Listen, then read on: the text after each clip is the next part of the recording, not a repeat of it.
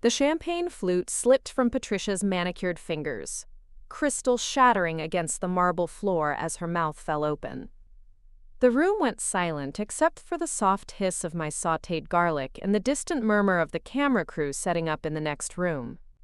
I stood there in my flour-dusted apron, wooden spoons still in hand, watching my mother-in-law's face drain of color as the words I'd waited 3 years to say hung in the air between us. 8 words that would change everything. 8 words that would prove I was never basic after all.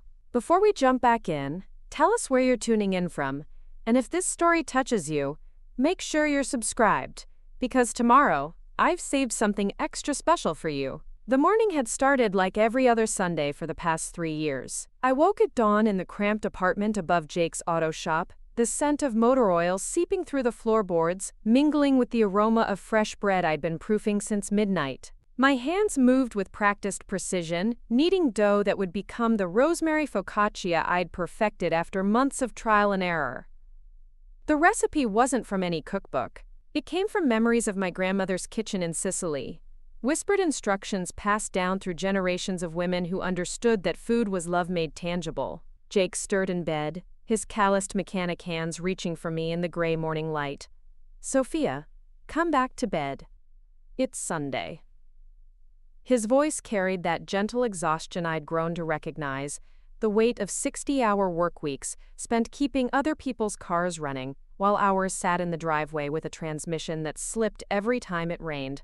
I pressed a kiss to his forehead, tasting the salt of honest sweat. "Your mother expects us at 11, I whispered back. "I need to get the osso buco started, if I want it to be perfect." He groaned, not because he didn't love his family, but because he knew what awaited us in the pristine kitchen of the Riverside Hills mansion where he'd grown up. The subtle comments. The barely concealed disappointment.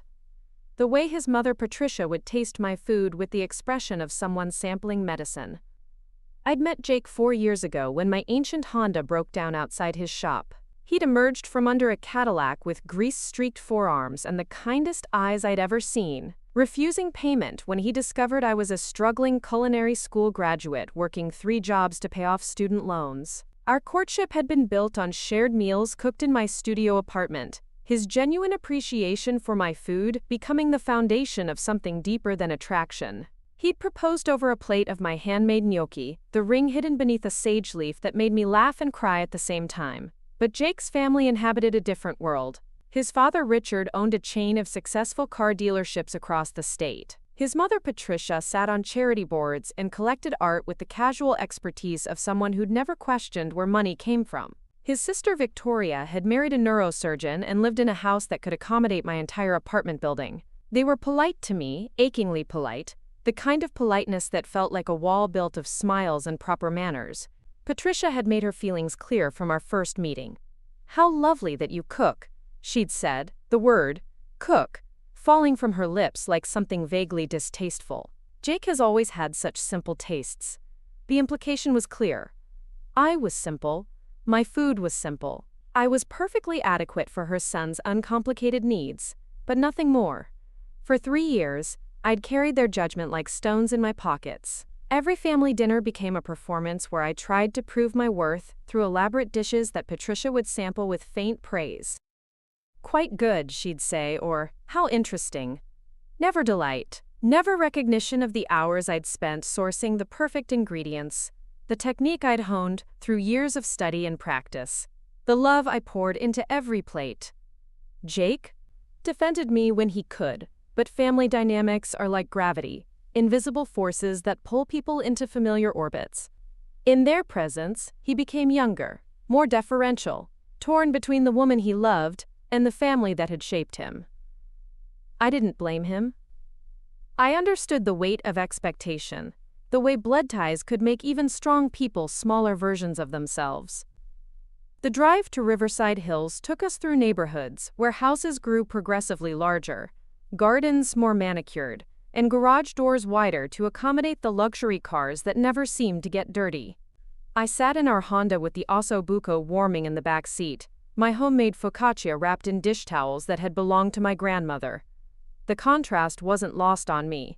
My food, born from necessity and tradition, traveling to a place where meals were often catered events designed to impress rather than nourish. Patricia answered the door in a silk blouse and pearls, her silver hair arranged in the kind of perfect waves that required weekly salon appointments.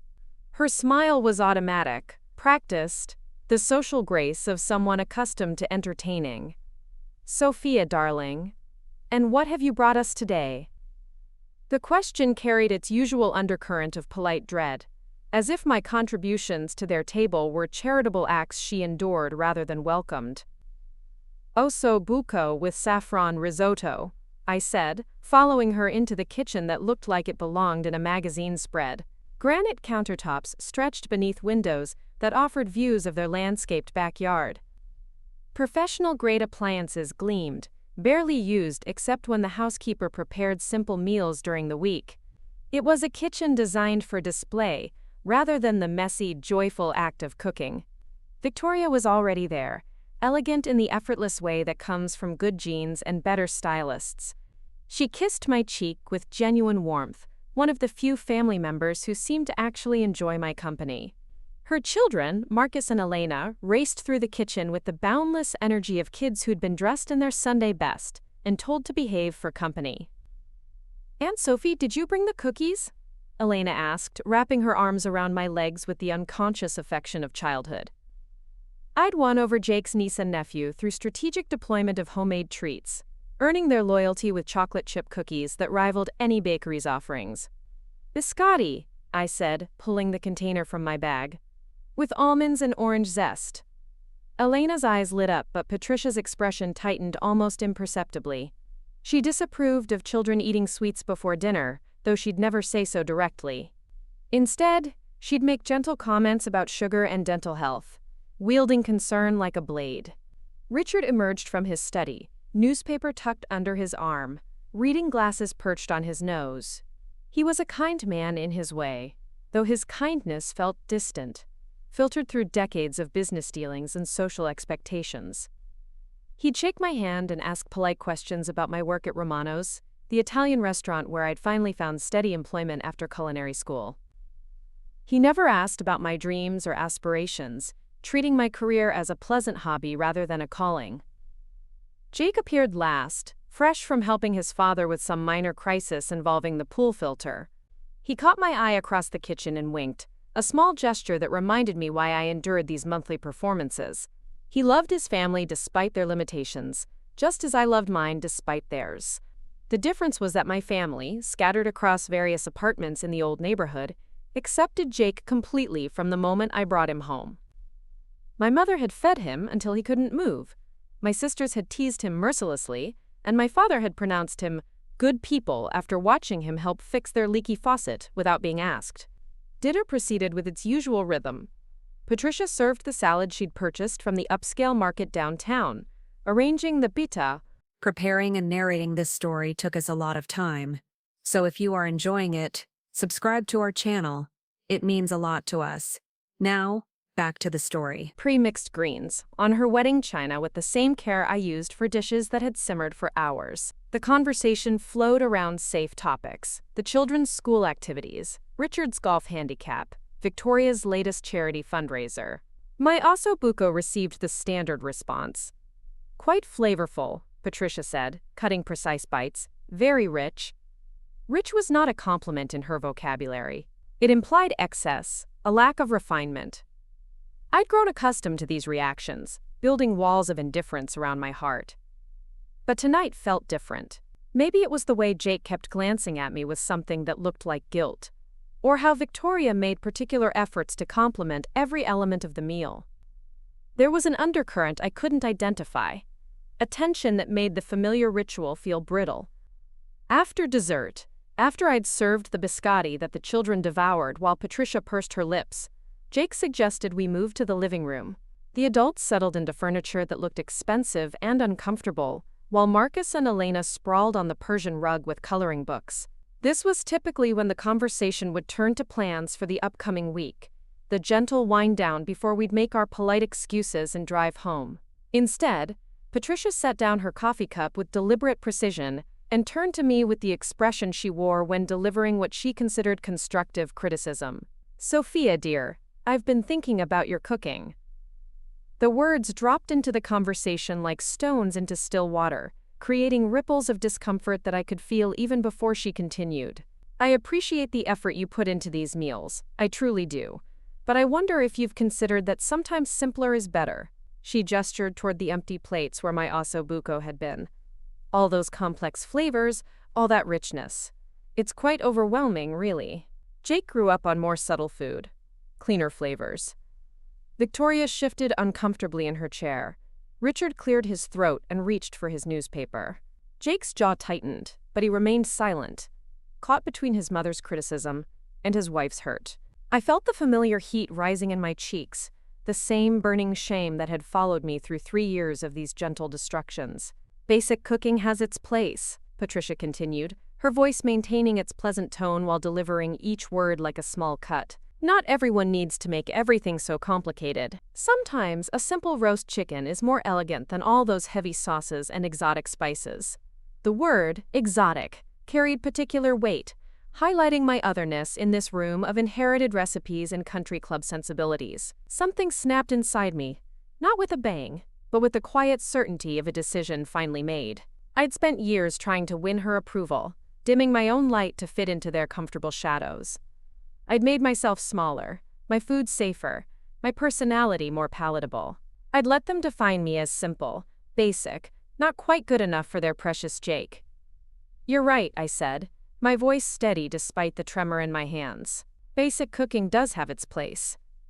Patricia's eyebrows rose slightly, surprised by my agreement. She'd expected defensiveness, tears, maybe another attempt to explain my choices. Instead, I stood up from the couch and walked toward the kitchen, leaving them in confusion behind me. The kitchen felt different now, not like a showroom, but like a stage, waiting for a performance. I moved through it with the efficiency of someone who'd worked in professional kitchens, gathering ingredients with purpose. Patricia followed, curious despite herself, with the rest of the family trailing behind like reluctant witnesses to whatever breakdown they assumed they were about to witness. I pulled my phone from my purse and dialed a number I'd memorized but never had the courage to call. It rang twice before a familiar voice answered. Marcus Chen speaking. My heart hammered against my ribs as I spoke words I'd rehearsed in dreams but never dared voice aloud. Mr. Chen, this is Sophia Romano. I think it's time. The pause on the other end lasted only seconds but felt like hours. Then came the voice that would change everything, warm with affection and anticipation. Sophia, my dear, are you ready to show them what you're really made of? Behind me, I could feel the family's confusion, their growing awareness that something significant was happening beyond their understanding. Jake stepped closer, concern replacing confusion on his face. More than ready, I whispered into the phone. Can you be here in an hour? Another pause, then laughter that sounded like vindication itself. We've been ready for months. The crew is 15 minutes away. Today we film the reveal. I hung up and turned to face them, these people who'd spent 3 years teaching me that I wasn't enough, that my passion was excessive, my skills unremarkable, my heritage something to be politely tolerated rather than celebrated. Patricia's face had gone pale, as if she sensed that the comfortable dynamic of our relationship was shifting beneath her feet. Sophia, what was that about? Who were you speaking to? Her voice had lost its usual authority, uncertainty creeping in around the edges. Jake moved to my side, his loyalty finally choosing a direction. Soph, what's going on? You look like you're about to explode. He knew me well enough to recognize the signs, the way my shoulders straightened when I'd made a decision that couldn't be unmade. I looked around the kitchen one more time, at the unused professional appliances, the pristine countertops that had never been scarred by real cooking, the windows that looked out onto a yard maintained by hired hands. Then I looked at Patricia, this woman who'd never understood that her judgment had been slowly killing something beautiful inside me. For 3 years, I said, my voice growing stronger with each word, you've told me my cooking is too much, too rich, too complicated, too exotic. You've made me feel like I was too much for your family, too different, too passionate about something you couldn't understand. Patricia's mouth opened as if to protest, but I held up my hand. You called my food basic, when what you really meant was that I was basic. Not sophisticated enough for your son, not refined enough for your family dinners, not worthy of the name I took when I married Jake. The truth hung between us like a bridge I was finally brave enough to cross. Victoria had gone very still, understanding dawning in her eyes. Richard had set down his newspaper entirely, his attention focused with the intensity of someone witnessing a collision. The children had stopped coloring, sensing the adult tension that filled the room like smoke. But you were wrong, I continued, walking to the stove where I'd left a small pot simmering, a simple tomato sauce I'd made from the last of my grandmother's preserved tomatoes. You were wrong about my food, wrong about my worth, and wrong about what your son deserves. I ladled the sauce into a small bowl and held it toward Patricia. Taste this, I said, and then tell me it's basic. She hesitated, clearly uncomfortable with the intensity of the moment but too curious to refuse. She took the spoon I offered, brought it to her lips, and tasted sauce made from tomatoes that had grown in soil her ancestors had never walked, seasoned with herbs she couldn't name, carrying flavors that told stories she'd never heard. For the first time in 3 years, Patricia's expression changed completely. The polite mask fell away, replaced by something I'd never seen in her eyes, genuine surprise, followed by what looked almost like hunger. She took another taste, then another, her composure cracking as she encountered complexity she hadn't expected. This is extraordinary, she whispered, and for a moment I saw not the woman who diminished me, but someone discovering something beautiful for the first time. How did you make this? The depth of flavor, it's unlike anything I've tasted. Before I could answer, the doorbell rang with the authority of people who knew they were expected. Jake looked between me and the door with growing alarm, pieces of a puzzle clicking into place. Sophia, who's here? What have you done? His voice carried love and worry in equal measure. I walked to the front door, my heart beating so hard I could hear it in my ears. Through the frosted glass I could see lights, equipment, the silhouettes of people preparing to document what was about to unfold. I took one deep breath, thought of my grandmother who'd taught me that food was love made visible, and opened the door to my future. Marcus Chen stood on the threshold with a smile that had launched 1,000 cooking dreams, his presence filling the doorway like a promise kept. Behind him, cameras rolled and sound equipment hummed, the technical apparatus of transformation. His eyes found mine immediately, warm with the affection that had sustained me through months of secret planning. Hello, Sophia, he said, loud enough for the family behind me to hear. Are you ready to show America what real Italian cooking looks like? The words landed in the pristine foyer like declarations of war. Patricia's gasp was audible. Richard's newspaper rustled to the floor. Victoria whispered something that sounded like a prayer. Jake stepped forward, his face a map of confusion and dawning understanding. Sophia, what is this? Who is this man? But before I could answer, Marcus extended his hand to my husband, with the practiced grace of someone accustomed to introducing himself to the families of his chosen chefs. Marcus Chen, executive producer of Hidden Kitchens. Your wife has been selected for our newest show, America's Secret Chefs. We've been following her work at Romano's for 6 months, ever since my food scout tasted her ragu and called it the best he'd had outside of Italy.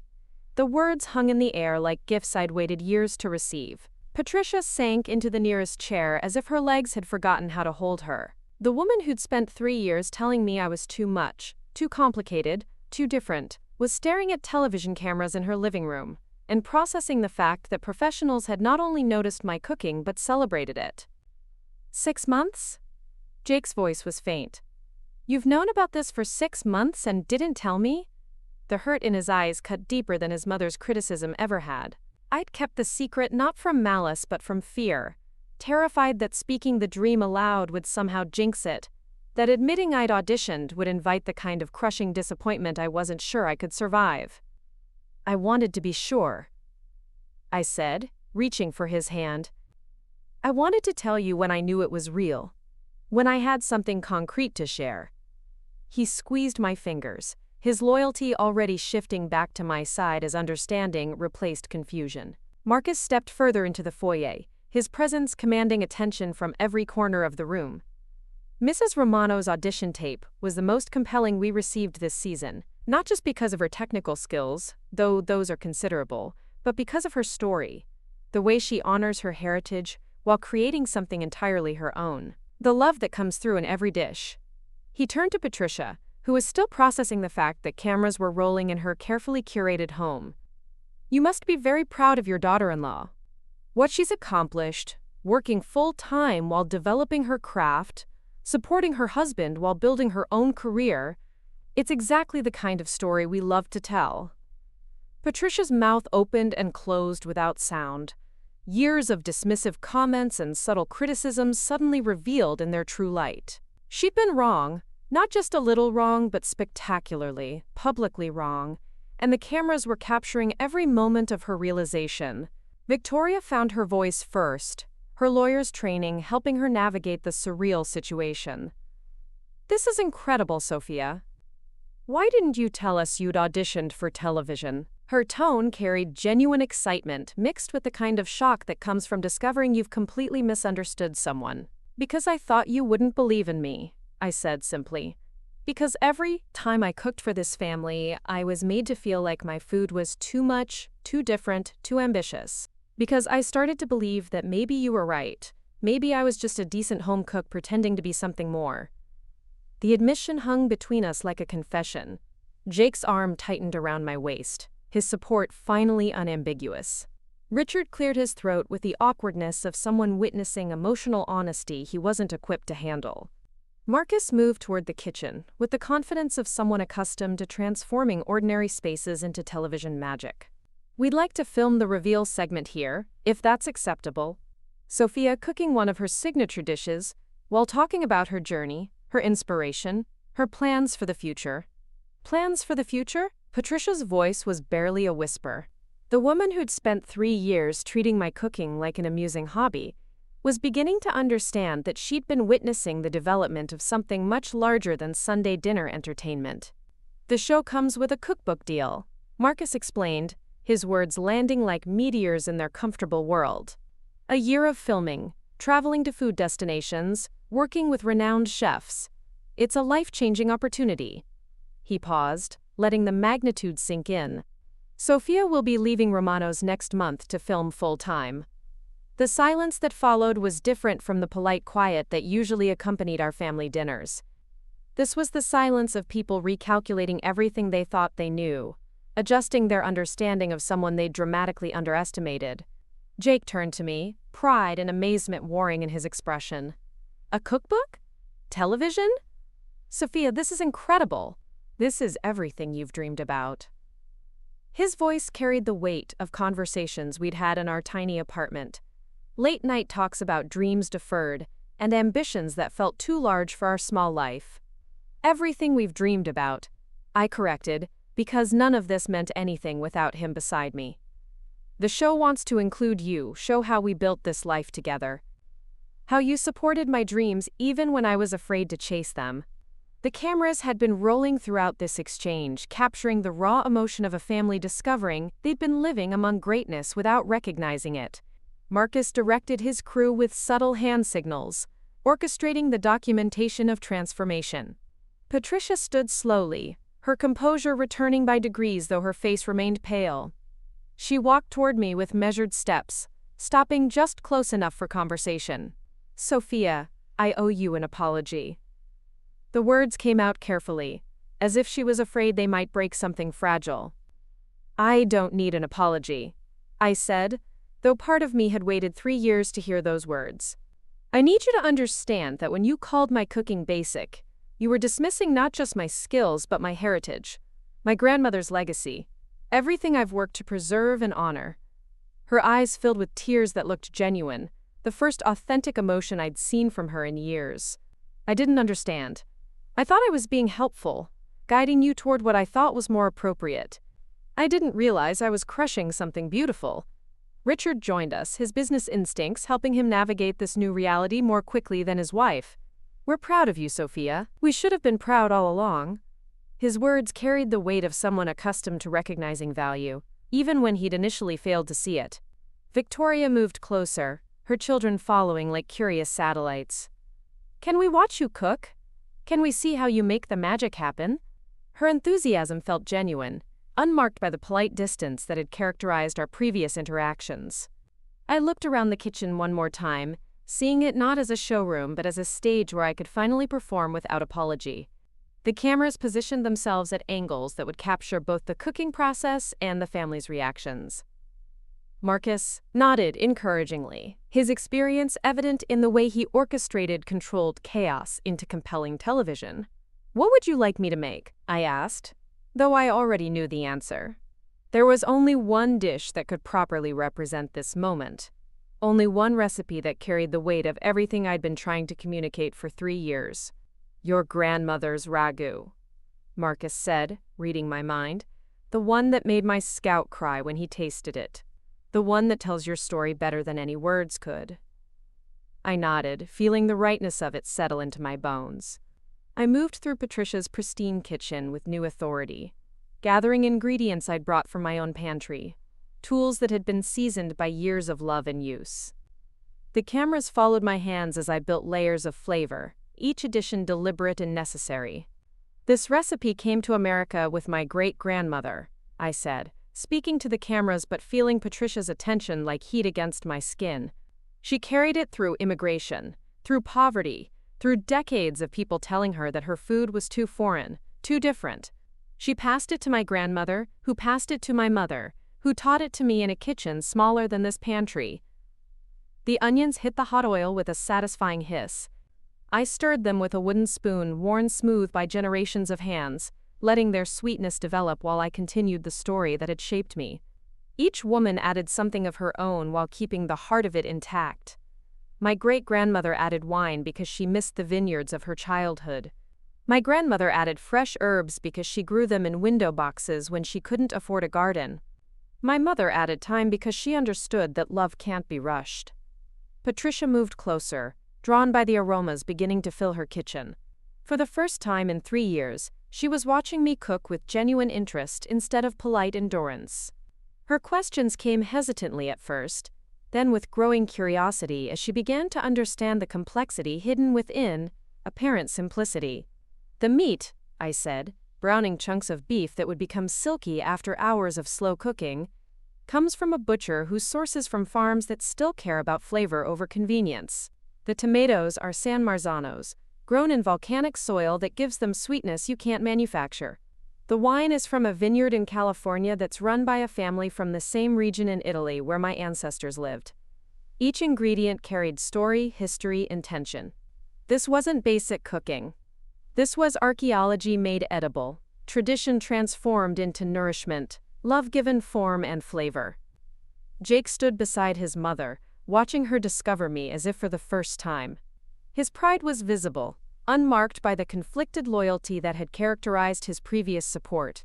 Victoria asked questions about technique while her children drew pictures of me cooking, capturing this moment in crayon and construction paper. "The secret," I said, adding wine that would simmer away leaving behind concentrated essence, "isn't in any single ingredient. It's in understanding that cooking is conversation.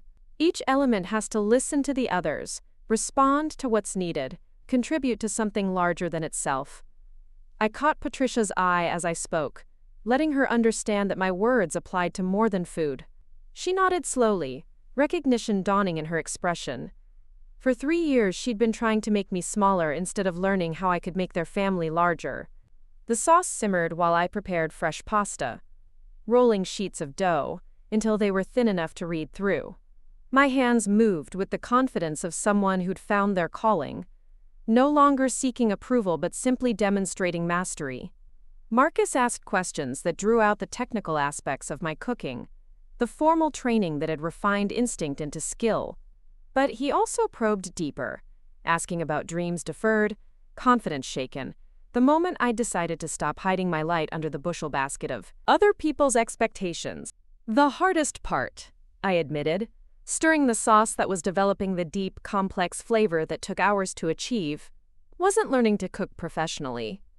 It was learning to believe that my food was worthy of professional attention. It was learning that being told I was too much, too different, too passionate, was actually being told that I was special. Patricia's tears came without warning, sliding down her cheeks with the kind of raw emotion she typically kept private. "I made you doubt yourself," she whispered. "I made you smaller when I should have been celebrating what made you extraordinary." The admission hung in the air like absolution. I wanted to comfort her, to minimize the damage her words had caused, but Marcus was right to keep filming. This was the heart of the story, the moment when artificial barriers fell away and real connection became possible.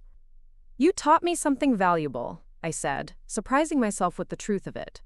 "You taught me the difference between cooking for approval and cooking from love. When I stopped trying to please you and started cooking to honor my heritage, my food became stronger. Your rejection pushed me to find my authentic voice." The pasta water boiled with the violence of transformation. I dropped fresh noodles into the rolling water, timing perfected through thousands of repetitions. The cameras caught the steam rising, the practiced movements, the way I tasted and adjusted seasoning, with the confidence of someone who understood their craft completely.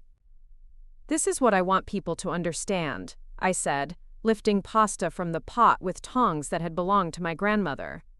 "Food is culture made tangible. When you dismiss someone's cooking as too much, too different, too foreign, you're dismissing their history, their identity, their right to take up space in the world." The first plate was complete, pasta and sauce united in harmony, that had taken generations to perfect. I held it toward the cameras, letting them capture the rustic elegance of peasant food elevated through skill and love. But I offered the first taste to Patricia, this woman who'd spent 3 years teaching me that I wasn't enough. She accepted the fork with hands that trembled slightly, understanding that this moment carried weight beyond a simple meal.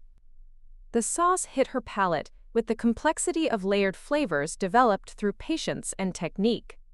Her eyes closed, and for the first time since I'd known her, I watched her face transform with pure pleasure. When she opened her eyes, they were bright with tears, and something that looked like wonder. "This is extraordinary," she breathed. "This is restaurant quality. This is art." The words I'd waited 3 years to hear finally emerged, genuine and amazed. "How did I not see this? How did I not understand what you were doing?" "Because you weren't ready to see it," I said simply. "And maybe I wasn't ready to show it. Maybe we both needed this journey to get to this moment." Marcus stepped forward, his timing perfect for television drama. "Ladies and gentlemen, Sophia Romano, one of America's secret chefs, no longer secret." The cameras pulled back to capture the whole kitchen, the family gathered around watching transformation happen in real time. Jake pulled me into his arms, his kiss carrying 3 years of pent-up pride and vindication.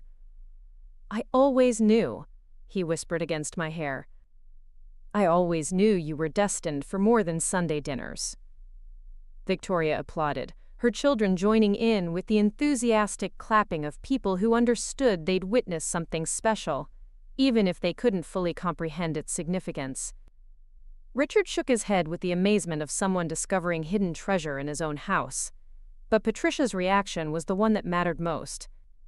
She set down her fork and reached for my hands, her touch gentle in a way it had never been before.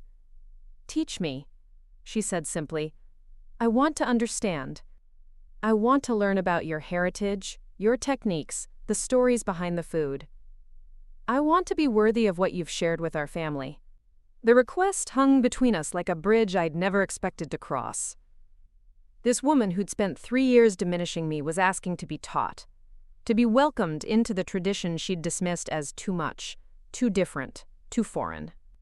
I looked around the kitchen one final time, seeing not the showroom that had intimidated me, but a space that had been transformed by story, by truth, by the courage to stop hiding who I really was. The cameras were still rolling, capturing the aftermath of revelation, but they felt less intrusive now. They were simply witnesses to what happened when someone finally decided to stop being basic and started being brilliant. "The first lesson," I said, squeezing Patricia's hands, "is understanding that there's no such thing as too much love. In cooking or in family." She nodded through her tears, this woman who was finally ready to see me as I was instead of as she'd expected me to be.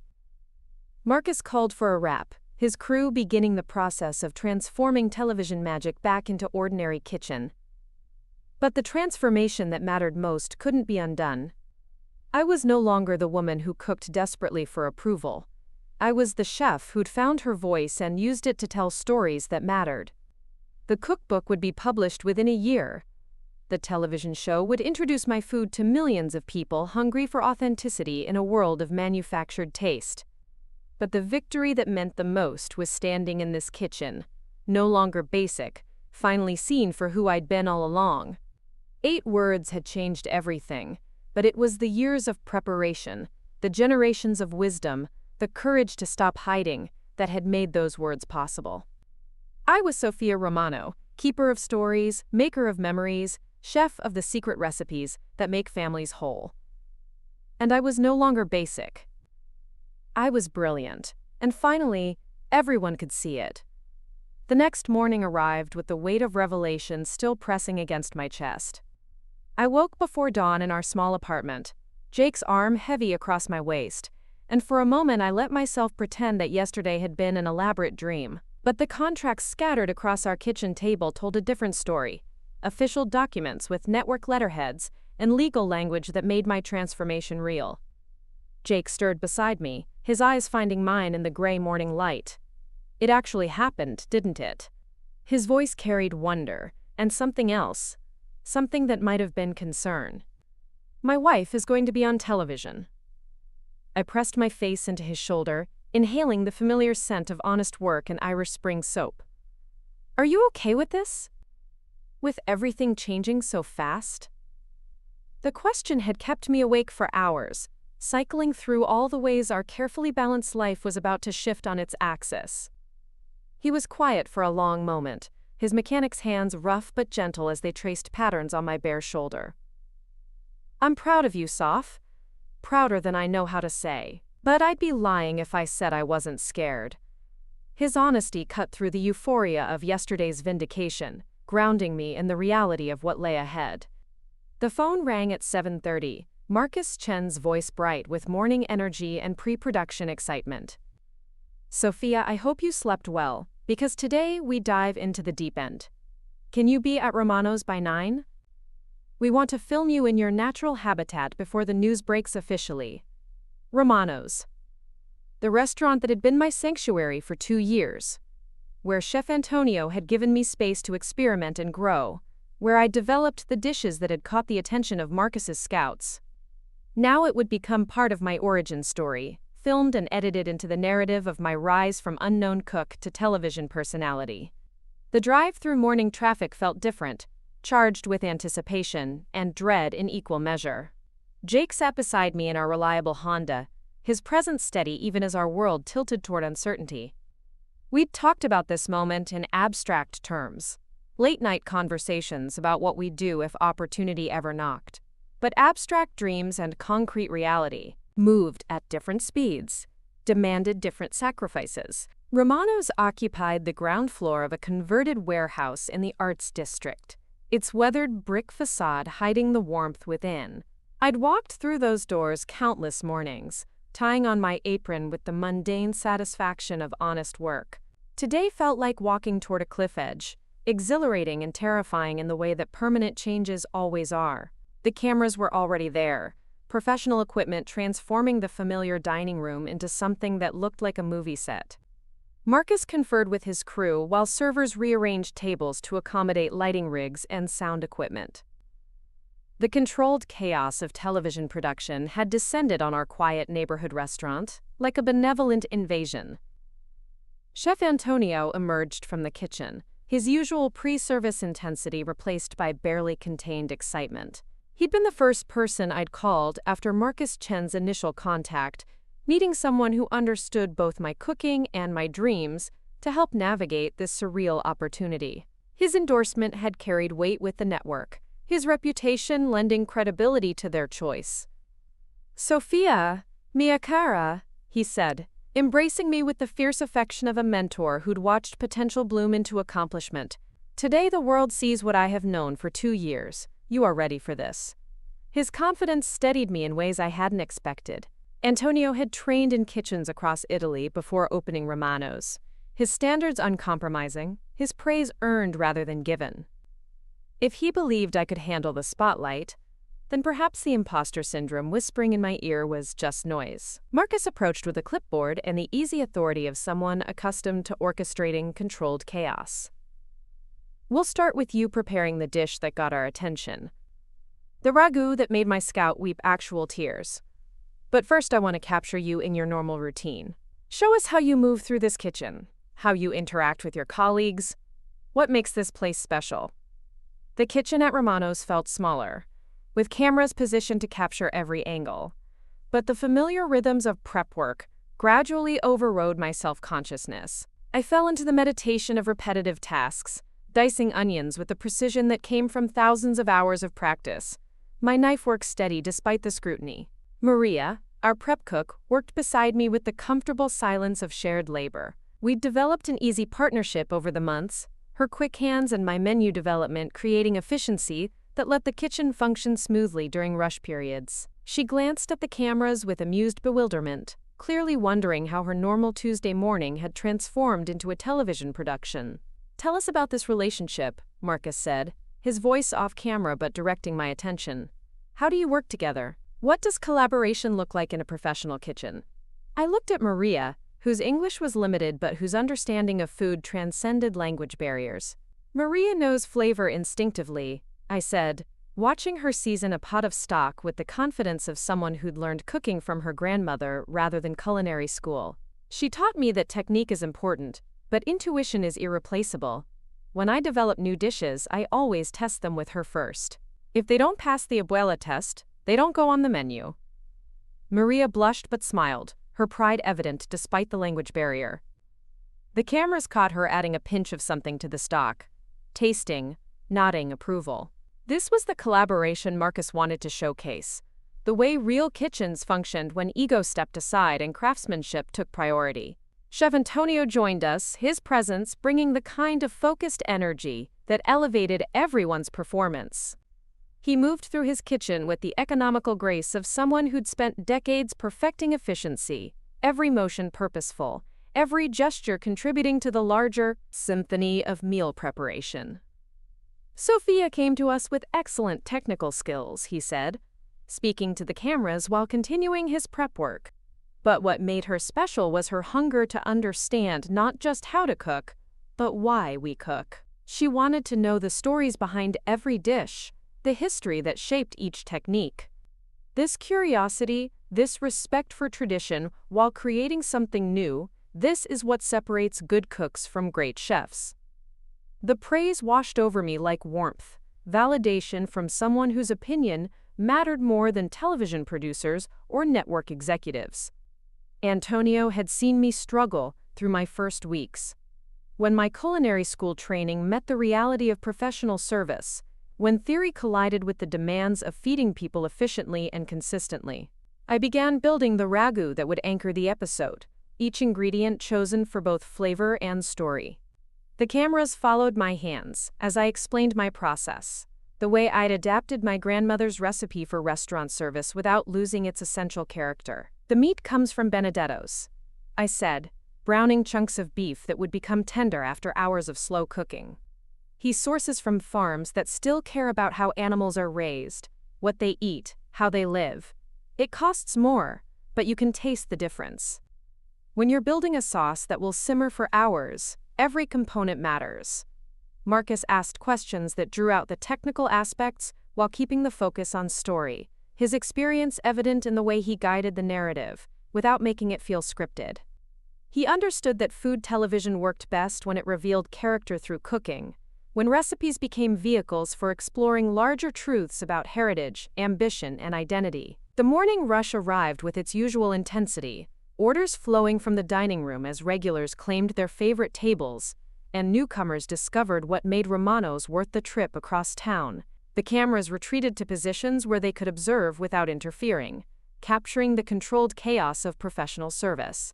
I moved through the familiar dance of lunch prep, my body remembering the rhythm even as my mind processed the surreal nature of being filmed. The ragu simmered in its massive pot, filling the kitchen with aromas that spoke of patience and tradition. New orders fired, plates went out. The eternal cycle of restaurant work continued, with cameras documenting every moment. During a brief lull between rushes, Marcus pulled me aside for what he called a more intimate conversation, just me and a single camera operator in Romano's small office. The space felt cramped with equipment, but somehow the reduced scope made speaking easier, less performative. "Tell me about the moment you knew cooking was more than just a job," he said, settling into the chair across from me with the patient attention of someone who understood that real stories took time to emerge. I thought about the question, tracing my fingers across the desk where Antonio did his ordering and scheduling, where dreams met the practical demands of running a restaurant. It was about 6 months after I started here. We had this customer, an elderly Italian woman who came in every Friday for lunch. She'd order the same thing, always pasta with a simple tomato sauce, nothing fancy. The memory crystallized as I spoke, details sharpening with attention. One day she sent her plate back. Not angry, not complaining, just said it wasn't right. Antonio was furious, ready to argue, but something in her face stopped me. So I went to her table and asked what was wrong. I could see her still, this tiny woman with white hair and hands that had probably made pasta since she was old enough to reach the counter. She told me the sauce tasted like it came from someone who'd learned the recipe but never lived it. Too perfect, she said. No soul. Marcus leaned forward, understanding that this was the kind of moment that made good television, the revelation that transformed technique into art. What did you do? I went back to the kitchen and made it again. But this time, instead of following the recipe exactly, I thought about my own grandmother.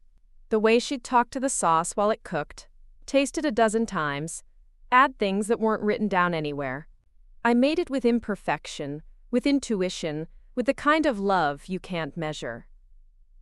The sauce had been different that second time, less precise, but more alive, carrying the echo of hands that had stirred similar pots across generations. When I brought it to her table, she tasted it and smiled. Then she started crying. She told me it reminded her of her mother's sauce, the one she'd been trying to recreate for 40 years. That moment had changed everything. The recognition that cooking was communication, that recipes were just starting points for conversations that crossed cultures and generations. She came back every Friday until she died 2 months later. Her daughter told me that our Friday lunches had become the highlight of her week, the closest she'd felt to home in decades. Marcus nodded, understanding the weight of such responsibility. And that's when you knew? That's when I knew that what I do in the kitchen matters beyond just feeding people. That I'm part of a chain that connects the past to the present. That every dish is an opportunity to honor someone's story, while creating new memories. The words felt true as I spoke them, crystallizing insights that had been forming gradually over months of growth and discovery. The afternoon brought its own rhythm, different from the morning rush but equally demanding. The ragu had developed the deep, complex flavor that came from patience and attention, its aroma drawing appreciative comments from servers who'd grown accustomed to my experiments, but still found ways to be surprised. Jake arrived during the afternoon lull, still in his work clothes but with his hair combed, and his best shirt beneath his coveralls. He'd closed the shop early to be here for this part of the filming, understanding instinctively that my story was incomplete without his presence. The cameras caught our reunion, the way he kissed my forehead and asked how I was holding up, his concern evident despite his pride. Marcus directed a brief interview with both of us, wanting to capture the relationship that had sustained me through years of doubt and struggle. How does it feel to be married to someone whose career is about to explode? Marcus asked Jake, his question carrying both curiosity and the understanding that this transition would affect both our lives. Jake considered the question with the deliberate thoughtfulness I'd come to love, his mechanic's precision applied to emotional territory. Proud, mostly. And terrified, if I'm being honest. I've watched Sophia pour herself into her cooking for years, seen how much it means to her. The idea that other people will finally see what I've known all along, that's incredible. He paused, glancing at me with the kind of look that acknowledged complexity without fear. But change is scary, even good change. We've built a life together that works, and now everything's going to be different. Bigger. More complicated. His honesty cut through the television gloss, reminding viewers that dreams fulfilled came with costs as well as rewards. Marcus nodded approvingly, understanding that authentic emotion made better television than manufactured enthusiasm. The evening service began with the usual pre-rush energy, servers gathering around Antonio for final instructions while the kitchen prepared for the controlled chaos of dinner orders. But tonight felt different, charged with the awareness that this might be one of my last regular shifts at Romano's. The thought hit me unexpectedly, grief mixing with excitement as I realized how much I would miss this routine. The easy banter with Maria, the satisfaction of perfectly executed service, the quiet pride of feeding people well, all of it would become memory rather than daily reality. Antonio must have sensed my emotional state because he found me during a brief lull, his presence steady and reassuring. Change, difficult, even when it leads to good places, he said quietly, his accent making wisdom sound like music. But you are ready for this next step. Romano's has been your training ground, not your destination.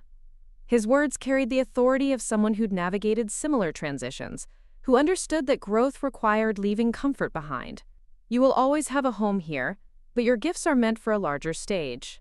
Trust yourself, trust your training, and remember that cooking with love never goes out of style. The evening rush intensified, orders flowing in steady waves as diners discovered the temporary celebrity that had descended on their neighborhood restaurant. Word had somehow spread despite the network's attempts at secrecy, bringing food enthusiasts and curious locals eager to witness television history in the making. I moved through the familiar choreography of professional service, my hands steady despite the scrutiny of cameras and the weight of knowing this routine was ending. Each plate that left the kitchen carried extra attention, the awareness that perfection mattered more than usual when it would be broadcast to millions. The ragu was the star of the evening, ladled over fresh pasta with the ceremonial gravity that befitted its role in my transformation. Diners who ordered it received not just dinner but participation in a story that would outlive the meal itself. Marcus called for a break near the end of service, his crew needing to reset equipment for the final interviews of the day. I stepped outside for air, finding Jake waiting on the sidewalk with coffee and the kind of quiet support that had sustained me through years of uncertainty. "How are you holding up?" he asked, his concern evident despite his efforts to stay positive. The day had been long and emotionally demanding, the constant performance of being filmed taking its toll despite the excitement. "I keep thinking about tomorrow," I admitted, leaning against him with the relief of someone who no longer had to perform. "About how different everything's going to be. About whether I'm actually ready for this." He wrapped his arms around me, his embrace carrying the strength that had anchored our relationship through financial struggles and professional setbacks. "You've been ready for years, Soph. The only thing that's changing is that other people are finally paying attention." His confidence steadied me, reminding me that this opportunity hadn't appeared from nowhere. Years of preparation, months of development, countless hours of practice had created the foundation that made this moment possible. When filming resumed, Marcus wanted to capture what he called the emotional conclusion, my final moments at Romano's, before stepping into an uncertain but promising future. The crew positioned themselves to document goodbye hugs and tearful farewells, the kind of authentic emotion that made food television resonate beyond simple recipes. Antonio presented me with a knife, not expensive but perfectly balanced, its handle worn smooth by years of professional use. "This was my grandmother's," he said, his voice thick with emotion that surprised everyone, including himself. "She brought it from Italy when she was younger than you are now. It has fed thousands of people, created countless meals, survived everything life could throw at it." I accepted the gift with hands that trembled slightly, understanding the magnitude of what he was entrusting to me. "I can't take this, Antonio. It's too precious, too much history." He shook his head firmly, his expression carrying the authority of someone making a decision that couldn't be questioned.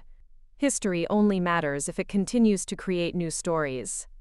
This knife needs someone who will honor its past while building its future." You are that person.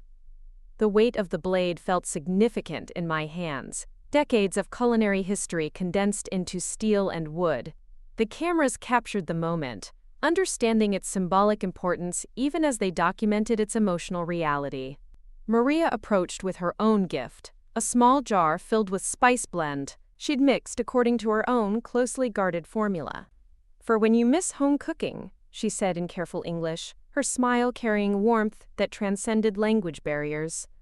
The evening wound down with the slow dissolution of television production, equipment packed away as Romano's returned to its normal identity. But something fundamental had shifted, not just for me but for everyone who'd participated in documenting this transition. Jake and I drove home through quiet streets, the contracts and paperwork from the day scattered across the back seat like evidence of dreams made manifest. The apartment we returned to looked the same but felt different, smaller somehow, as if my expanded possibilities had changed the space itself. We sat at our kitchen table, the same surface where we'd paid bills and planned futures and argued about money, now covered with documents that promised to transform everything we thought we knew about our limitations. "The timeline starts next week," I said, reading through production schedules that outlined travel and filming dates. 3 days in New York for publicity shots, then 2 weeks in Italy filming heritage segments. After that, it's 6 months of production scattered across the country. Jake studied the schedule with the careful attention he usually reserved for engine diagnostics, processing information that would reshape our entire relationship dynamic. "I can make this work," he said finally. "Jimmy's been wanting more responsibility at the shop anyway. And some of these locations, I might be able to visit during filming breaks." His willingness to adapt filled me with gratitude and guilt in equal measure. This opportunity was mine, but its consequences would affect both our lives in ways we couldn't fully anticipate. The phone rang near midnight, Marcus Chen checking in with the kind of concern that felt genuine rather than professional. "How are you processing everything?" he asked. Today was intense, even by television standards. Overwhelmed, I admitted, grateful for his understanding that transformation could be disorienting even when it led to desired outcomes. And excited. And terrified. Sometimes all at once. His laugh carried the warmth of someone who'd shepherded other people through similar transitions. "That's exactly how you should feel.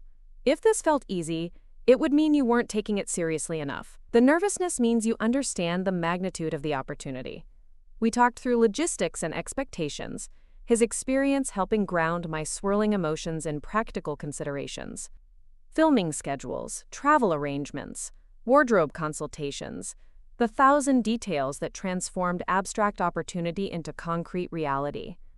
After hanging up, I sat in our kitchen surrounded by the detritus of our normal life.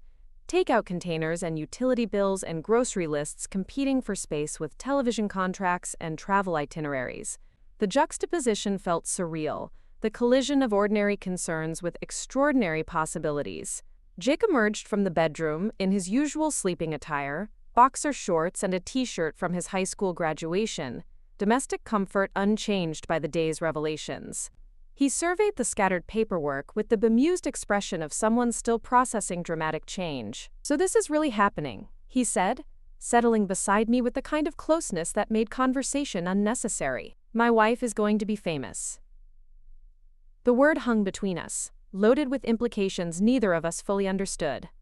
Fame felt abstract, something that happened to other people. But the contracts were concrete, schedules and obligations that would reshape our daily reality. "I don't want to be famous," I said, surprising myself with the clarity of the statement. "I want to cook. I want to tell stories. I want to honor the people who taught me and inspire others who are still learning. If fame comes with that, then I'll handle it, but it's not the goal." Jake nodded, understanding the distinction between celebrity and purpose, between attention and achievement. "Just promise me you won't lose yourself in all this. Don't let them turn you into something you're not." His concern touched something deep, the fear that transformation might mean losing the essential self that had created the opportunity in the first place. "I promise," I said, meaning it completely even as I wondered how such promises could be kept in circumstances I'd never experienced.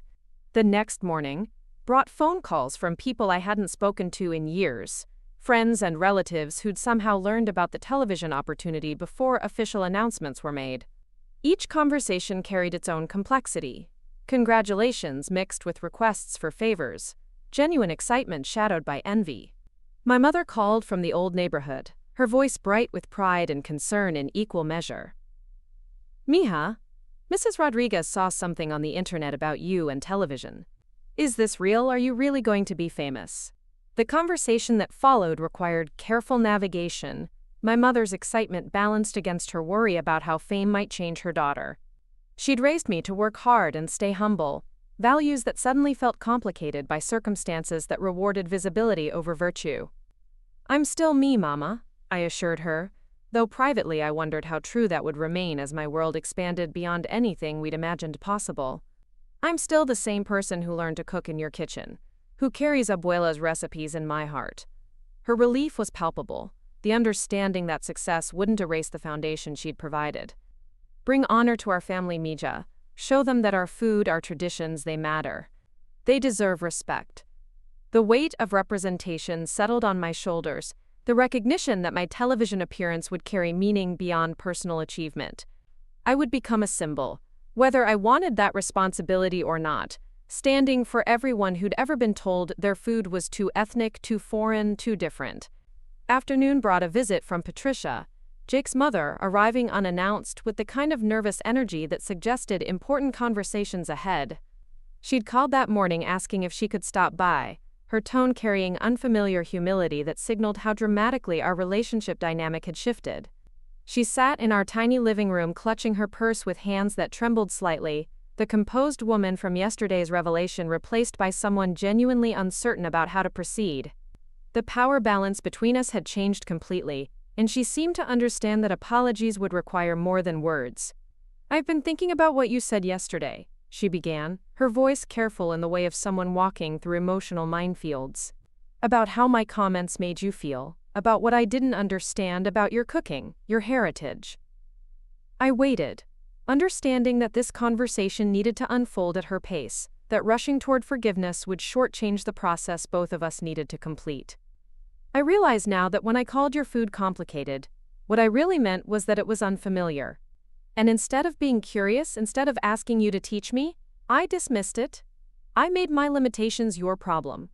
Her admission carried the weight of genuine recognition, the understanding that went beyond mere politeness. "I grew up in a house where food was fuel, where elaborate cooking was seen as showing off," she continued, providing context that helped explain her reactions without excusing them. "My mother served simple meals efficiently prepared, and I learned that anything beyond that was unnecessary, even inappropriate." The generational divide became clearer as she spoke, her upbringing in post-war America when assimilation meant abandoning anything that marked you as different, when success required conformity to narrow standards of acceptability. "But watching you cook yesterday, seeing the joy on your face when you explained each ingredient, each technique, I understood that I'd been missing something beautiful. Something that could have enriched our family instead of threatening it." Her words carried genuine remorse, the recognition of opportunities lost to fear and misunderstanding. I felt my anger dissolving, replaced by something more complex, the understanding that prejudice often masked insecurity rather than malice. "I want to learn," she said, the request carrying vulnerability that transformed our entire relationship. "Not just your recipes, but the stories behind them, the history that makes them meaningful, the love that makes them special." The afternoon that followed was unlike any we'd shared. Patricia sitting at my small kitchen table while I demonstrated techniques her European ancestors might have recognized, methods that connected rather than divided our different backgrounds. I started with something simple: fresh pasta made by hand, the meditative process of mixing flour and eggs until they became something greater than their component parts. Her hands, accustomed to delegation rather than creation, struggled initially with the rhythm of kneading, but gradually found their way to competence.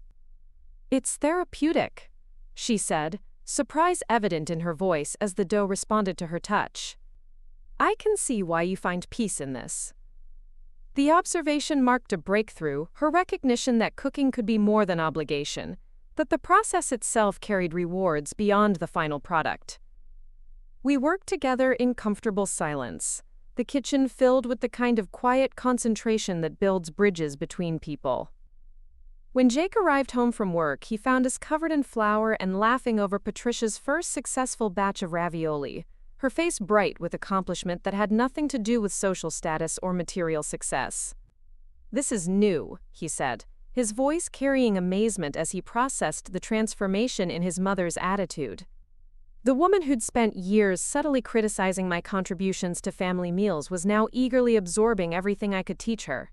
"I'm learning that there's more than one way to show love through food," Patricia said, her words carrying meaning that extended beyond cooking techniques. "And that maybe it's time I expanded my definition of what makes a meal worth sharing."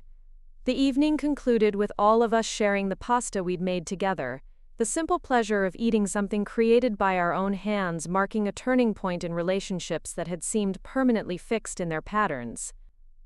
As Patricia prepared to leave, she paused at our door with the expression of someone working up courage for a difficult conversation. "Sophia, I owe you more than an apology. I owe you acknowledgement that my behavior was wrong, that it hurt you in ways I'm only beginning to understand." Her words carried the weight of genuine accountability, recognition that moving forward would require honest reckoning with the past. "I can't undo the damage I caused, but I can promise to do better, to celebrate what makes you special instead of trying to diminish it." After she left, Jake and I cleaned up the kitchen in companionable silence, both of us processing the day's emotional complexity. The relationship that had been a source of tension for years might actually become a source of connection, built on mutual respect rather than grudging tolerance. "Think she means it?"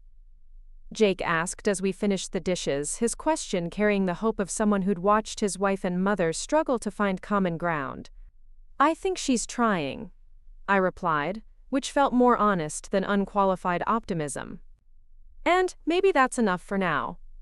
The days that followed blurred together in a whirlwind of preparation and anticipation, phone calls from network executives and interviews with food writers, the machinery of publicity grinding to life around my story. But through it all, the memory of that afternoon with Patricia remained significant. Proof that even the most entrenched patterns could shift when people approached each other with genuine openness. The walls built by years of misunderstanding could be dismantled, one shared meal at a time. My television debut was still weeks away, but the real victory had already been achieved. Not the validation of professional recognition, important as that was, but the deeper satisfaction of being seen and accepted for who I truly was. The woman who'd been told she was too much, too different, too complicated, had found her voice and used it to build bridges instead of walls. The transformation was complete, not when the camera started rolling, but when fear gave way to authenticity, when hiding became celebration, when the recipes that connected me to my heritage became the foundation for connecting with others who were hungry for stories that honored tradition while embracing possibility. The premiere episode aired 6 months later on a Tuesday evening that changed everything. Jake and I watched from our new kitchen, the one with granite countertops and professional appliances, paid for by advances that still felt surreal. Patricia sat beside us, her notebook filled with recipes I'd taught her over weeks of patient instruction. The woman on screen looked confident, competent, nothing like the terrified person I remembered being during filming.